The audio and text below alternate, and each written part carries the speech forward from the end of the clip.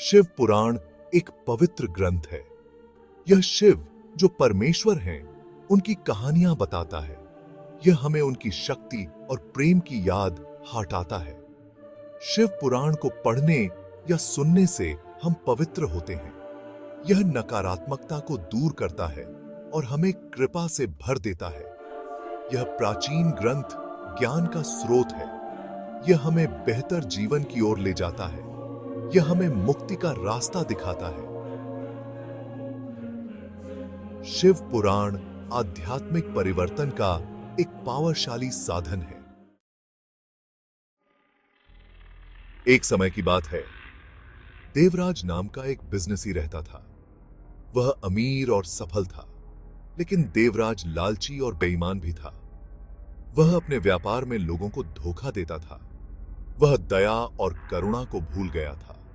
उसका हृदय अंधकार से भर गया था।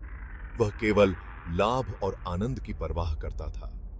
देवराज सिन की दुनिया में रहता था। वह ईश्वर से बहुत दूर था। एक दिन देवराज व्यापार के सिलसिले में यात्रा कर रहा था। वह एक घने जंगल में खो गया। थका हुआ और डरा हुआ वह एक खुली जगह पर पहुंचा। बीच में एक प्राचीन शिव मंदिर था। उसने कुछ देर वहां आराम करने का फैसला किया। मंदिर के अंदर एक पुजारी शिव पुराण का पाठ कर रहा था। देवराज को पहले कभी धर्म स्क्रिप्चरों में कोई दिलचस्पी नहीं रही, लेकिन कुछ उसे बैठकर सुनने को विवश कर रहा था। जैसे ही देवराज ने सुना, उसे एक अजीब सी अनुभूति हुई। पुजारी के वर्ड्सों ने उसके दिल को छू लिया। शिव की करुणा और क्षमा की कहानियों ने उन्हें बहुत प्रेरित किया। उसे अपने पापों की सीमा का एहसास हुआ। शिव पुराण देवराज की आत्मा के लिए एक दर्पण की तरह था। इसने उसे भीतर के अंधेरे को छोड़, लेकिन इसने एक रास्ता भी छोड़। शिव की कृपा की कहानियों ने उन्हें आशा से भर दिया। देवराज ने पूरा दिन मंदिर में बिताया। उन्होंने शिव पुराण को ध्यान से सुना। अपनी गलतियों का एहसास होते ही उसके चेहरे पर आंसू बहने लगे। उसने अपने दिल से एक भार उतरते हुए महसूस किया। शिव की दिव्य उपस्थिति ने मंदिर को भर दिया।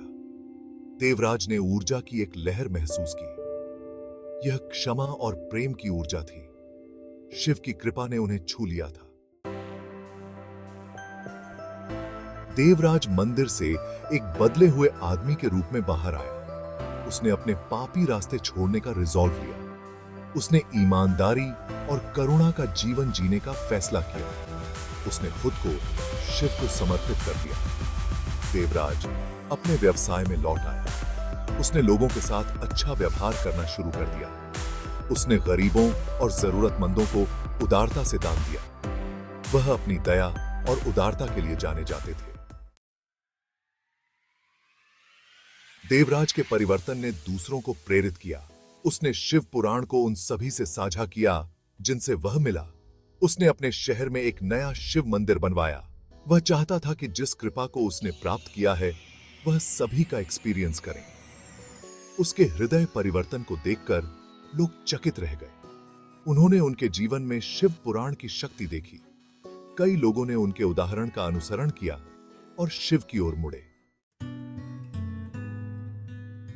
देवराज की कहानी दूर दूर तक फैल गई। यह परिवर्तन की कहानी बन गई। इसने कठोर से कठोर पापी को भी पवित्र करने की शिव पुराण की शक्ति को छोड़ उनका जीवन शिव की कृपा का प्रमाण बन गया।